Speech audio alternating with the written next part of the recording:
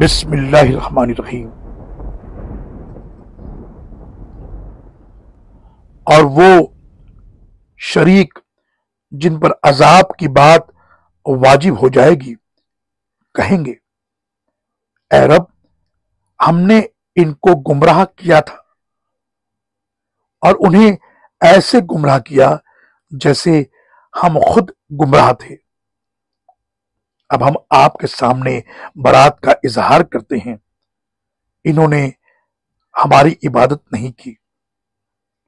اور ان سے کہا جائے گا کہ اپنے شریکوں کو پکارو، چنانچہ وہ پکاریں گے مگر یہ شریک انہیں کوئی جواب نہ دیں گے، اور سب دیکھ لیں گے کاش وہ ہدایت پانے والے ہوتے۔ سورہ قصص آیت نمبر 63 اور 64۔ اللہ اکبر اللہ اکبر۔